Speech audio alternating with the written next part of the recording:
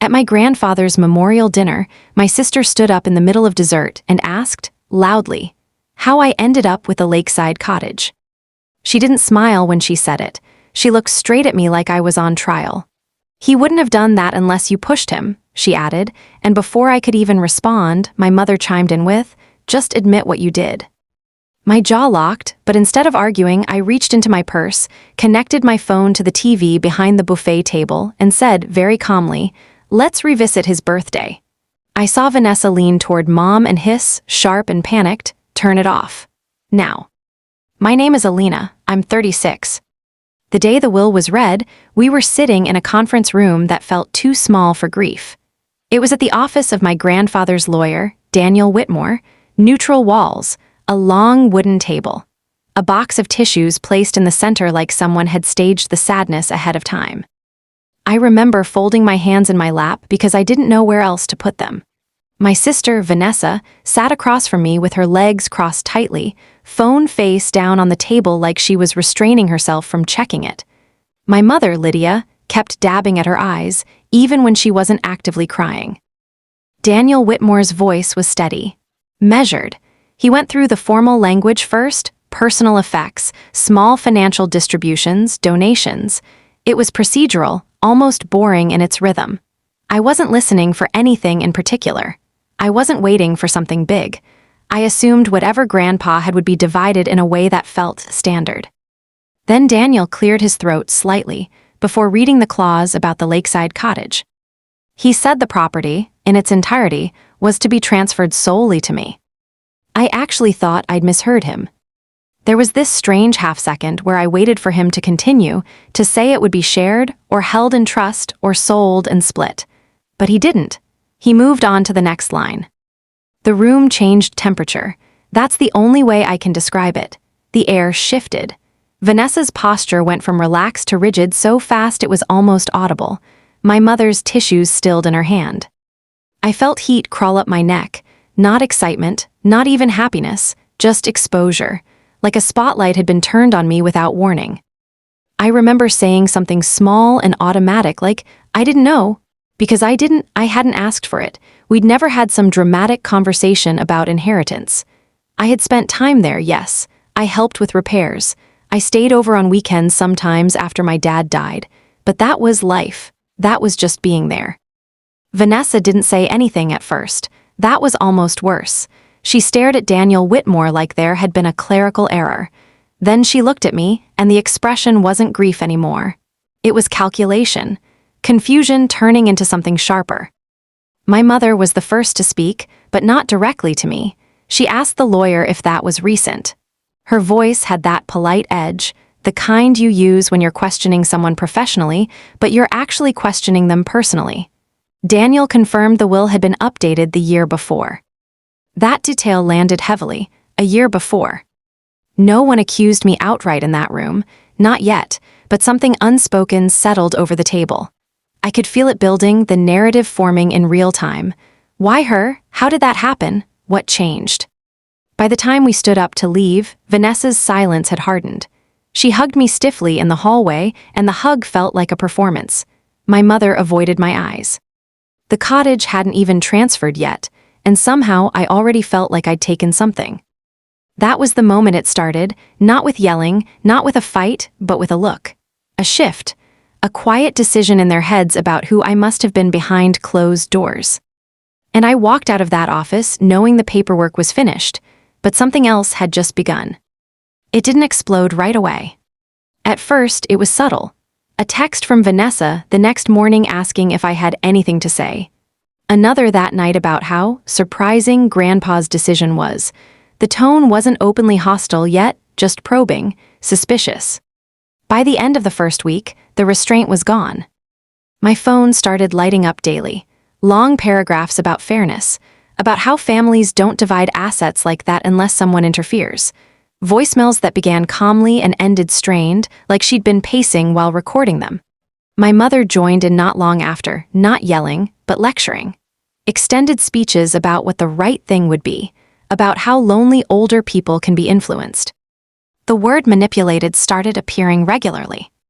No one ever said, "You forged it." They didn't need to.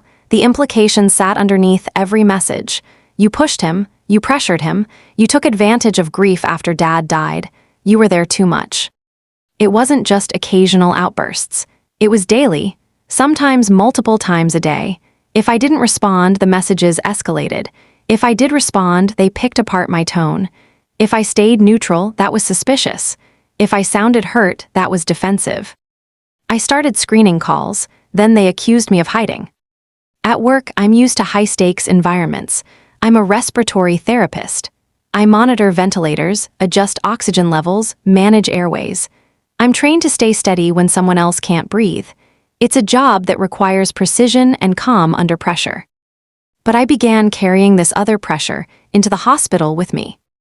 There were mornings I'd be in the break room before a shift, reading a message that dissected my character, and I'd feel my chest tighten in a way that felt almost ironic. I'd put my phone face down and tell myself to compartmentalize. Focus on the patient. Focus on the numbers. And I did. I never made a mistake, but I wasn't as clear-headed as I used to be. I found myself replaying conversations with Grandpa, scrutinizing them. Had I ever complained about money? Had I ever made a comment about the cottage being important to me? Was there a moment that could be twisted into influence? The accusations weren't loud all the time. Sometimes they were quieter, almost strategic. My mother would say she just wanted transparency. Vanessa would say she needed honesty to heal. They framed it like I owed them a confession to restore balance. After about 3 months, the word greedy entered the rotation. That one landed harder than I expected, because greed implies hunger, calculation, intention, and I didn't feel any of those things when the will was read. I'd felt shock, embarrassment, unease. But when you're told something about yourself long enough, especially by people who have known you your whole life, it starts to burrow. Around month 6, I caught myself drafting a message offering to split the property just to make it stop. I didn't send it. I stared at it for almost 20 minutes before deleting it. My hands were shaking, and I couldn't tell if it was anger or exhaustion. The harassment wasn't dramatic in the cinematic sense. It was persistent, relentless, death by repetition. By month 11, I wasn't questioning whether they were angry. I was questioning whether, somehow, without realizing it, I had done something wrong just by being there. And that doubt was the part that scared me most. The funeral itself was a haze of muted colors, floral arrangements too bright for the somberness, and the constant hum of whispered condolences. I moved through the crowd, hands clasped in front of me, trying to focus on faces I recognized. But everywhere I looked, it felt like the narrative had already been rewritten. Vanessa was radiant, or at least that's how everyone described her later. People came up to her with tears in their eyes, telling her how devoted she had been to Grandpa, how she always understood him, how lucky he was to have her by his side. The words didn't hang in the air, they landed, and I could feel them punching me in the chest. Each one a reminder that my presence, my actual daily care and attention over years, had been erased from memory. I smiled faintly, mechanically, as people spoke.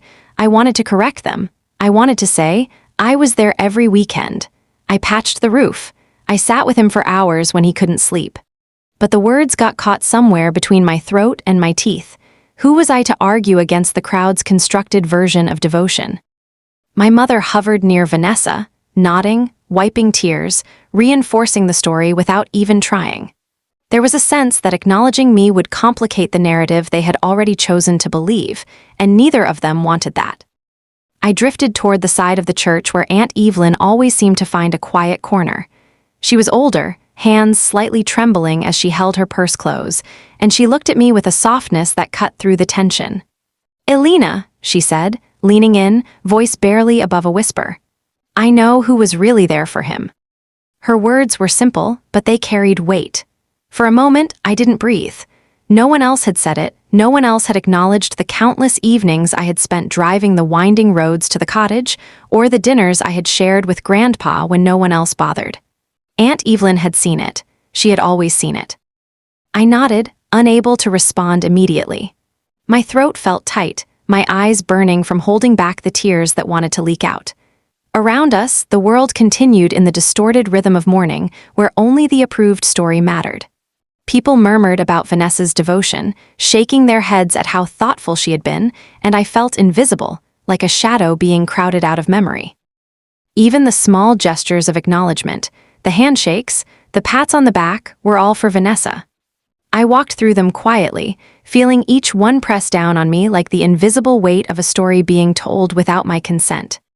And yet, in the corner, Aunt Evelyn's gaze remained steady. Her quiet validation, almost fragile against the loud rewriting of reality, was enough to remind me that not everyone had been fooled, that even in the midst of public erasure, someone had noticed. And it was that faint flicker of recognition that kept me standing, even as the room carried on, convinced of the wrong story.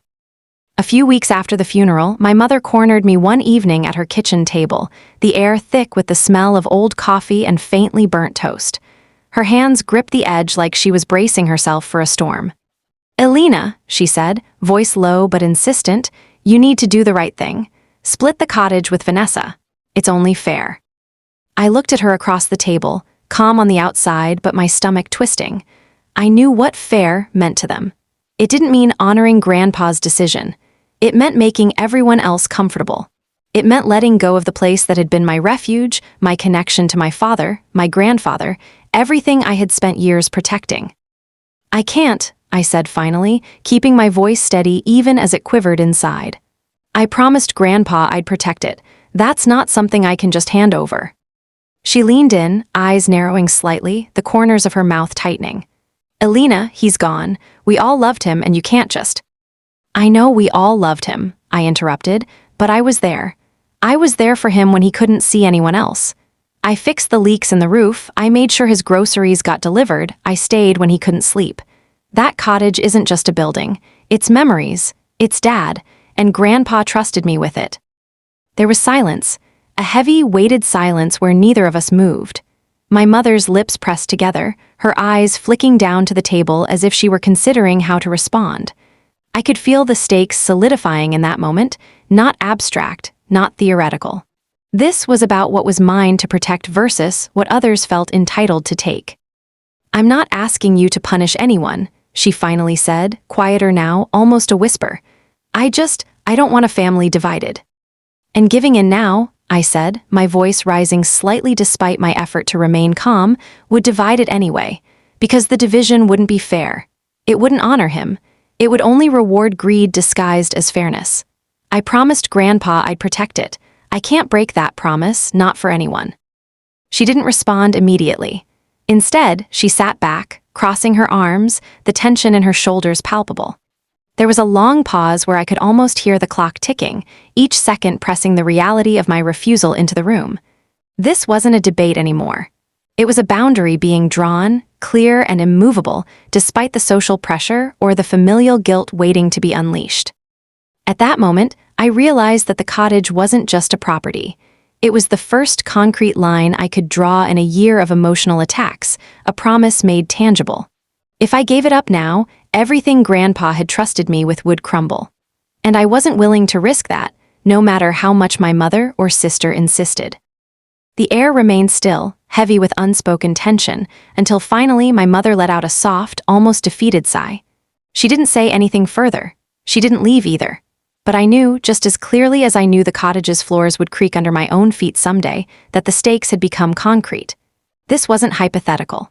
This wasn't about polite compromise. This was about honoring trust and defending what was rightfully mine, no matter how uncomfortable it made the people around me. The sit-down was supposed to be civil. My mother had arranged it in the living room of her house, coffee table between us, sunlight falling through the blinds in uneven stripes. I thought it would be a chance to set boundaries quietly, maybe even find some middle ground. I was wrong. Vanessa started slow, her voice measured at first. "Elena," she said, leaning forward, fingers drumming the table, "I just don't understand how you convinced Grandpa to do this. You were there all the time, but it feels like you pressured him, like you manipulated him into giving you the cottage." I froze for a second because I could feel the weight of those words in my chest. Manipulated. The accusation had been implicit for months in texts and calls, but now it was out loud. Face to face, with witnesses in the room. My mother nodded faintly, as if to underline the point, and my stomach dropped. I tried to explain, calmly at first, the things I'd done, the care I'd given, the time I'd spent. But every word seemed to bounce off invisible walls, landing nowhere. Vanessa's gaze didn't waver. She was convinced, righteous, and relentless. "You saw him alone when nobody else did, and you used that. Admit it," she said sharply. Something inside me shifted. My hands started trembling slightly, but not with guilt, with anger. The room seemed to tilt a little, and the words I'd rehearsed in my head over the past year didn't come out. Instead, I felt my jaw tighten, and the cool restraint I usually clung to cracked. "You think I would manipulate him?" I said, voice low but cutting. "You think I'm that person?" I could feel heat rising in my ears, and my chest felt tight with the surge of frustration I'd been suppressing for 11 months. He made his choice because he knew who showed up for him, not because I twisted his arm, not because I was greedy. Vanessa scoffed, rolling her eyes. "You don't get it, do you? You just want to justify yourself. That's why he gave it to you." I couldn't stay. I stood abruptly, the chair scraping against the hardwood, heart hammering. "I can't do this," I said, voice shaking in spite of myself. "I'm done defending a truth you refuse to see." My hands were trembling as I walked toward the door. Each step felt heavier, like I was carrying the weight of months of accusations and disbelief. My mother started to speak, but I didn't wait. Vanessa glared, lips pressed together, eyes narrowing in a mixture of triumph and frustration. When I stepped outside into the quiet evening air, the trembling didn't stop immediately. But for the first time in nearly a year, the quiver in my hands wasn't from self-doubt. It was anger. Anger at the audacity of the accusations, at the rewriting of the story I lived every day, at the pressure that had made me question myself even though I hadn't done anything wrong. I leaned against the car, breathing heavily, feeling the change settle in me. I wasn't guilty. Not really. And in that moment, I realized I wouldn't let their version of reality control me any longer. This was the first spark of clarity, of internal shift. Anger replacing the guilt that had been crawling under my skin for months. A few days after that blow-up, I drove out to the cottage alone. I needed distance, from the accusations, from the noise, from the way my own thoughts had started sounding like theirs. The place was quiet the way only a lakeside house can be, wind brushing through trees, dock creaking faintly, water tapping against the shore in soft, repetitive strokes. I unlocked the door and stepped inside, and the air still smelled like him. Old books, cedar, coffee. I wasn't there to search for anything. Not yet.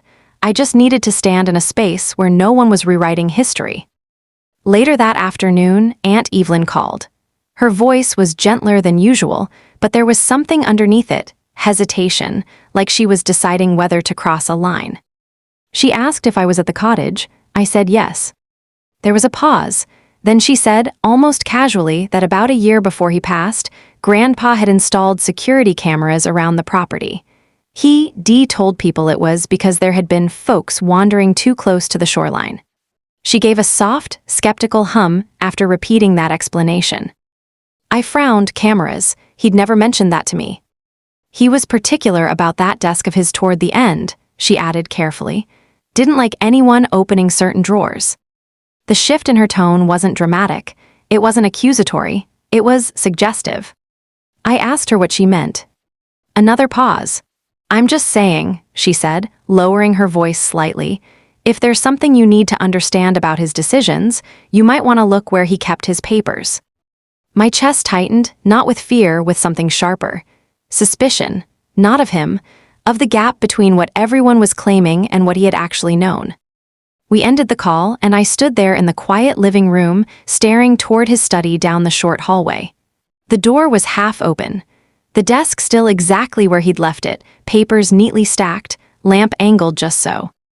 Up until that moment, I had been defending myself against accusations built on assumption.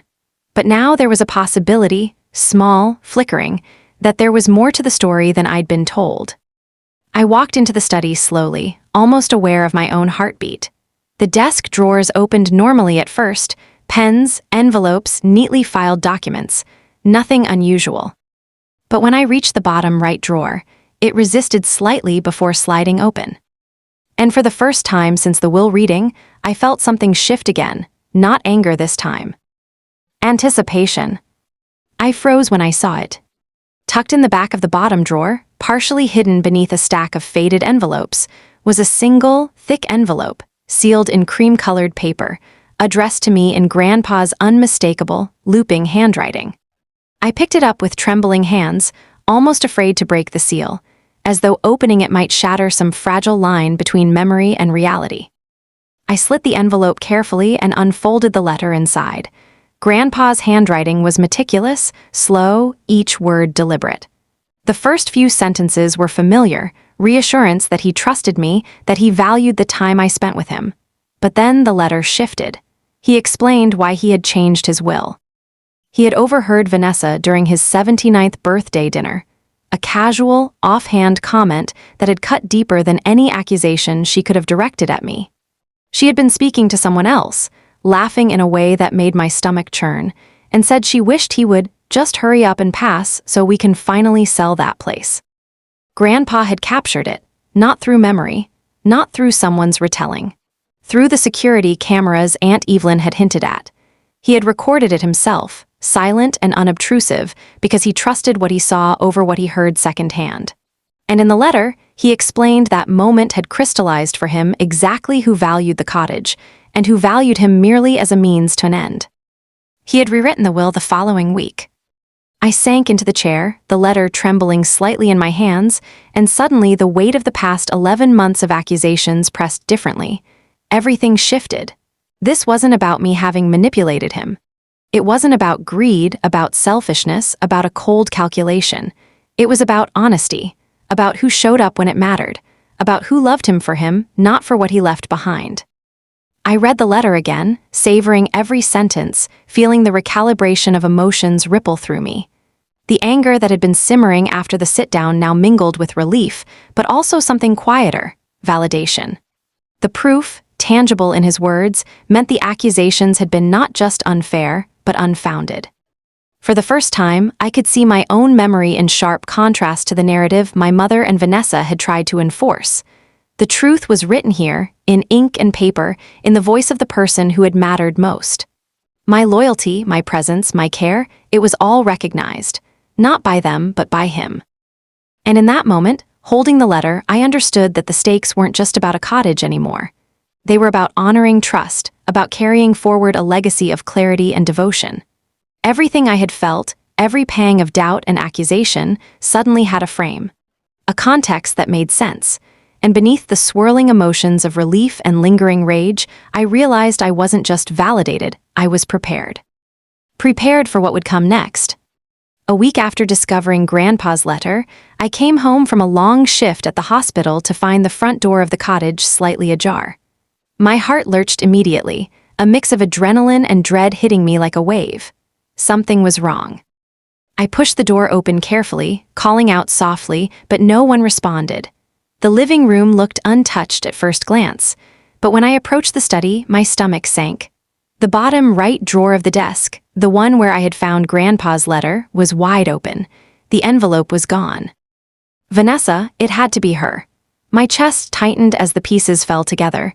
The accusations, the growing tension, the whispered threats I'd ignored, all now escalating into blatant intrusion. She had broken in. I stopped for a second, breath-catching. Anger flared, sharp and hot, but beneath it, a new current of control began to settle in.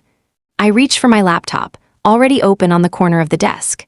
Weeks ago, when I had first scanned Grandpa's letter and the security footage, I had done it obsessively, meticulous timestamps, multiple backups, all stored on a secure drive. The letter could be gone, but the evidence was. I pulled up the footage and fast-forwarded to the previous evening.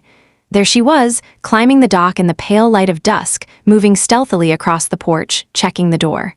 The video caught her hands on the handle, her face tense, her movements purposeful. Then inside, rifling through drawers, pulling out the envelope. Every second, every subtle glance recorded. I exhaled slowly, trying to center myself. My fingers trembled a little, but not from fear, from the realization that this escalation had just shifted the stakes. This wasn't just emotional abuse anymore. This was trespassing, theft. Legally, morally, emotionally, everything had intensified. Sitting back in the chair, watching her from the video, I felt a flicker of calm through the storm. I wasn't powerless. My diligence had created a safeguard. The cottage, the letter, the truth, all still under my control in one form or another. But I also knew the implications. Vanessa now had a tangible lead on the narrative. She could claim the letter, twist it, manipulate its contents if she wanted to, and my family, my mother, might still waver in support. The quiet patience I'd practiced for months was no longer enough. I needed to escalate, to defend the truth in a way that left no room for distortion. I shut the laptop and leaned back, mind racing. The theft had been a provocation, an attempt to rewrite the story physically, not just verbally. And yet, ironically, it had revealed the one thing that could secure it permanently: documentation. The stakes had shifted from memory and argument to tangible proof, legal consequence, and undeniable clarity. And for the first time in a long while, I felt ready. Ready to confront them not with words alone, but with irrefutable evidence. The memorial dinner was quiet at first, soft clinking of silverware and murmurs filling the air as relatives circled the table with plates and glasses. I had arrived early, sitting at the head near the TV, feeling the weight of the past year press against my shoulders. Vanessa was already there, her eyes darting around, calculating, poised. It didn't take long. Within the first 10 minutes, she leaned forward, her voice loud enough to draw the attention of half the room. "Elena, I still think that letter you claim exists is fake," she said, smirking in a way that made my jaw tighten. "You forged it, didn't you? You just want to make me look bad in front of everyone." The air grew heavy. My mother, Lydia, gave a small nod, almost as if encouraging the accusation, and several cousins exchanged uncertain glances. I could feel the weight of their assumptions pressing down on me, the old guilt trying to creep back, but I'd anticipated this. I calmly stood, holding my phone. "Actually, Vanessa," I said slowly, letting the words sink in, "let's revisit that birthday." I connected the phone to the TV, and the screen flickered to life. The security footage played, and there she was clear as day, climbing the porch, rifling through the drawer, retrieving Grandpa's letter.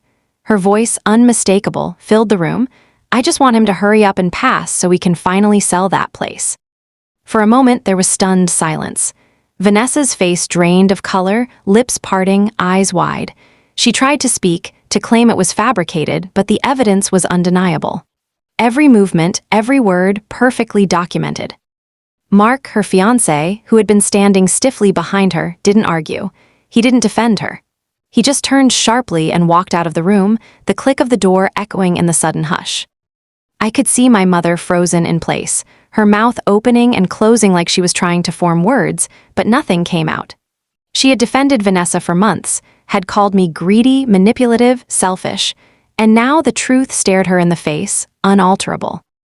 I spoke then, carefully, holding the weight of the moment. "I didn't take the cottage from anyone. Grandpa made his choice because he knew who showed up for him, who loved him, and who treated him as a person, not as an inheritance. This isn't about greed or manipulation, it's about him and the life he trusted me to honor." Vanessa sank into her chair, the bravado gone, replaced by a mixture of shame and disbelief. Her hands fidgeted with her napkin, she avoided eye contact with anyone. Around the table, the room exhaled collectively, some in relief, some in shock. I felt a quiet surge of vindication. The stakes had escalated, yes, but the truth had finally landed. I didn't need to shout. I didn't need to argue. The evidence had done what months of explanations could not. And for the first time in nearly a year, I realized that no accusation, no whisper of manipulation could touch me. The letter, the footage, Grandpa's trust, it was all here, unshakable. The air in the room after the video played was thick, heavy, like it had been waiting for release all these months.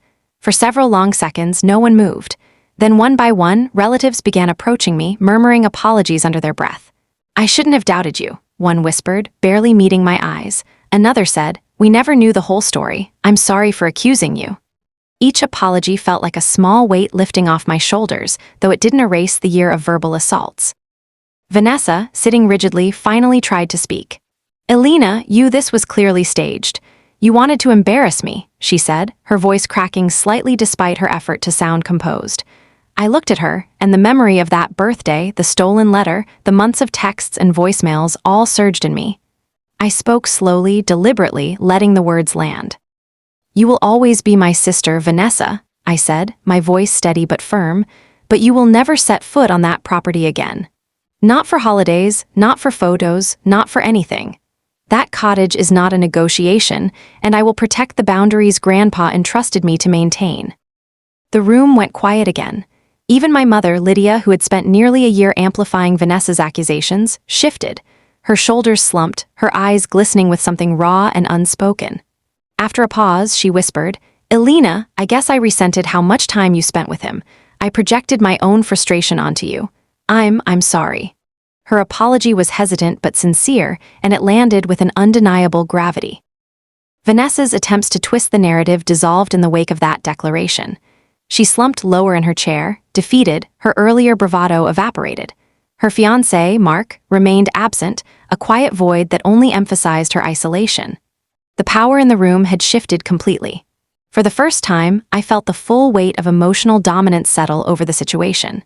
The truth was out, the boundaries were clear, and any future challenge to them would be met with this same unshakable certainty. I exhaled slowly, the tension in my shoulders easing.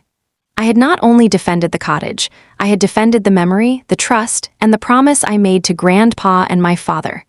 This wasn't about vengeance, it was about recognition, about authority earned through loyalty and honesty. The room had witnessed it. The balance had shifted permanently. As the evening wound down, I gathered my things, feeling a quiet finality. The air was lighter, yet the lessons of patience, diligence, and unwavering resolve lingered. I knew the boundaries I had set would never be questioned again. If you enjoyed this story, make sure to like and subscribe for more real-life family confrontations. And check out the description for another story you won't want to miss. Sometimes loyalty has a price, and sometimes the truth is the only defense that matters.